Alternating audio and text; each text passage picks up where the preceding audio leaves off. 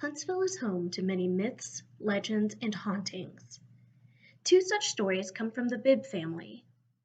The Bibbs were one of Huntsville's first families. Made up of early state politicians, gentlemen farmers, and fashionable ladies, the Bibbs made an impression on their community. Two Bibbs are still doing so from their final resting places in Maple Hill Cemetery. Thomas Bibb was one of the first settlers in the Mississippi Territory, moving to Madison County in 1811, where he became a planter and a merchant. He later moved to what is present-day Limestone County, where he lived at Belle Mina Plantation. Thomas represented Limestone County at the 1819 Alabama Constitutional Convention and subsequently was elected to the state Senate and president of the Senate. Thomas's brother, William Wyatt Bibb, followed him to the Mississippi Territory in 1816 and became governor of the territory and later the first governor of the state. However, after falling from a horse, William was no longer able to continue his duties. The Alabama Constitution provided that a governor who was no longer able to serve was to be replaced by the president of the Senate, ultimately leading to Thomas Bibb being declared governor after his brother's accident. Thomas's stint as governor is largely considered unremarkable and generally made more difficult by the economic hardship following the Panic of 1819.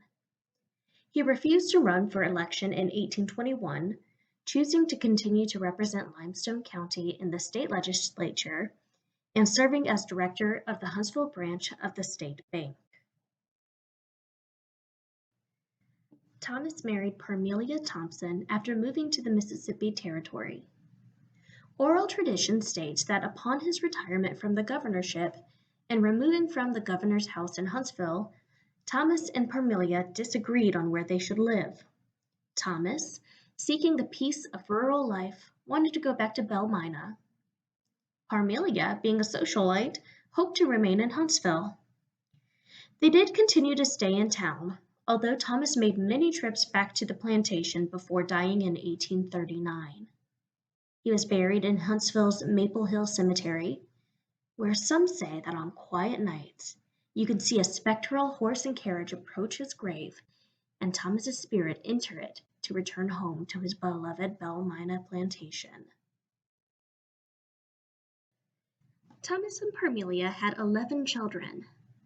Two of their sons, William Dandridge Bibb and David Porter Bibb, were considered to be some of the most eligible bachelors in the area. When they decided to settle down, William courted and then became engaged to Mary Chambers, the daughter of Dr. Henry Chambers, and David was affianced to her cousin Mary Betts. William and David Bibb proposed to Mary Chambers and Mary Betts in 1834, and the two young women planned a double wedding. To top off all the wedding arrangements, they sent orders for elaborate gowns to be designed in Paris. It took some months to prepare the orders, and when they finally received a package, it only contained Miss Chambers' dress.